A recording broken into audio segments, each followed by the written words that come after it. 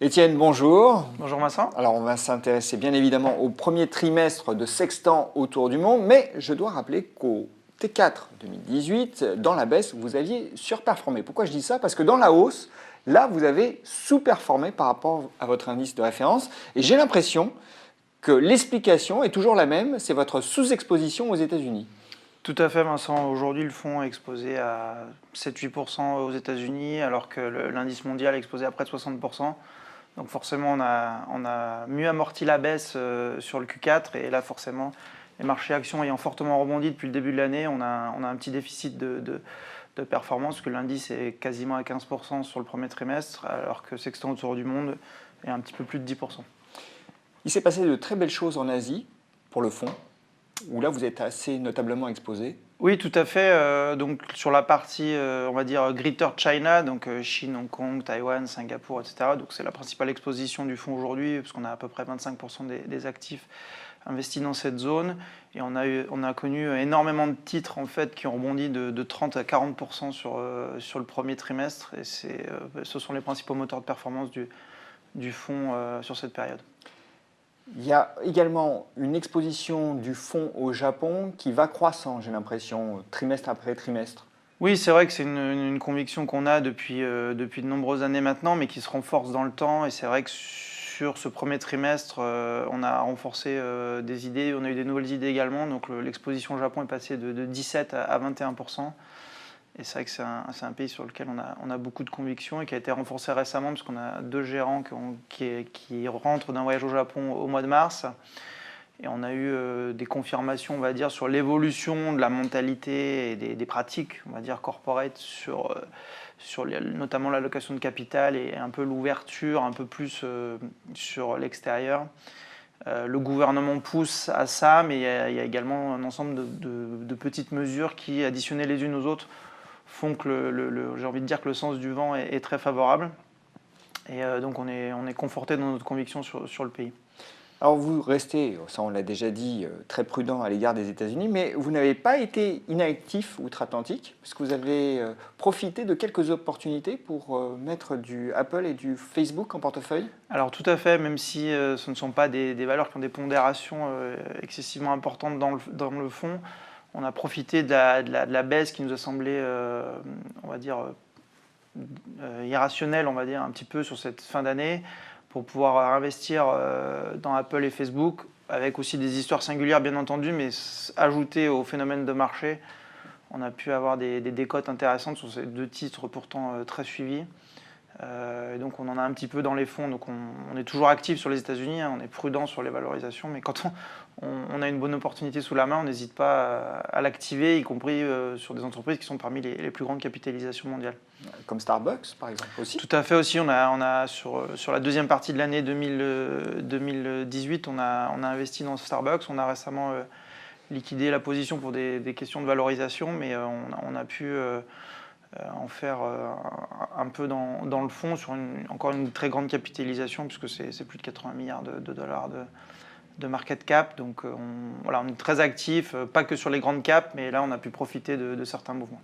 Alors j'aimerais qu'on revienne à l'Asie, parce que c'est là qu'on trouve certaines de vos principales convictions, notamment Clear Media, qui est un JC2Co chinois, on peut le résumer ainsi? Tout à fait, c'est exactement la parfaite définition de Clear Media, cette entreprise qu'on connaît bien, parce qu'on est actionnaire depuis plus de 5 ans maintenant. C'est une entreprise qui fait environ 400 millions d'euros de capitalisation boursière. Et donc le modèle de la JC2Co, donc c'est une mise en valeur, on va dire, des abribus notamment, puisque Clear Media en détient plus de 50 000 répartis sur les plus grandes villes chinoises, environ les 25 plus grandes villes chinoises.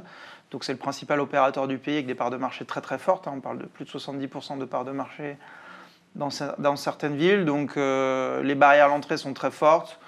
On a des revenus qui sont quand même relativement récurrents, parce que c'est des contrats à long terme avec les villes.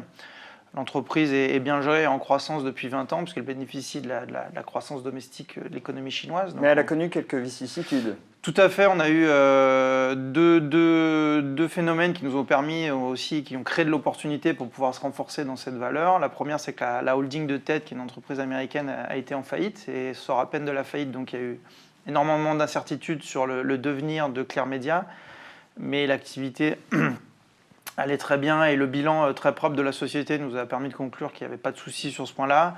Et le deuxième point, il y a eu une malversation financière à l'intérieur de Clear Media en 2017, donc qui a été finalement un acte isolé d'un salarié qui s'est servi dans la caisse, on va dire.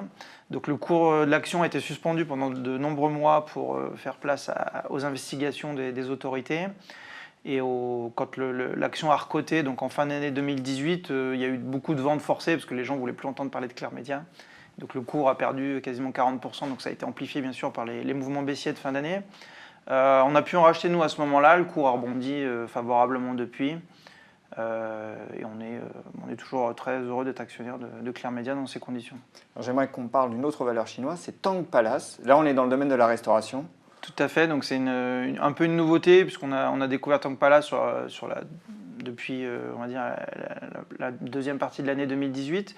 Donc c'est une petite société parce que c'est environ 160 millions d'euros de capitalisation boursière avec des fondateurs qui ont 2/3 du capital aujourd'hui. Donc en fait, il y a très très peu de flottants, mais c'est typiquement ce genre d'idée que notre équipe de Singapour arrive à sourcer. Donc c'est une entreprise qui opère une soixantaine de restaurants en Chine, Hong Kong et à Singapour.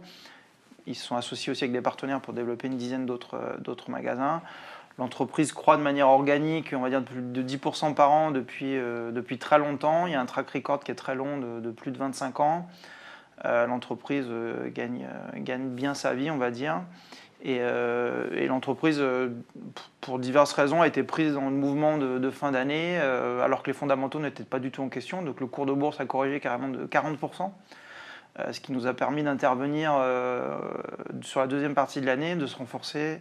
Et donc on a acheté cette entreprise profitable à l'époque avec un PER de 5, un rendement sur dividende qui était supérieur à 10%, qui croît, puisque depuis le dividende a été augmenté de 10%, et avec 30% de la capitalisation boursière en cash. Donc on est très confiant sur la solidité, on va dire les perspectives de croissance de Tang Palace.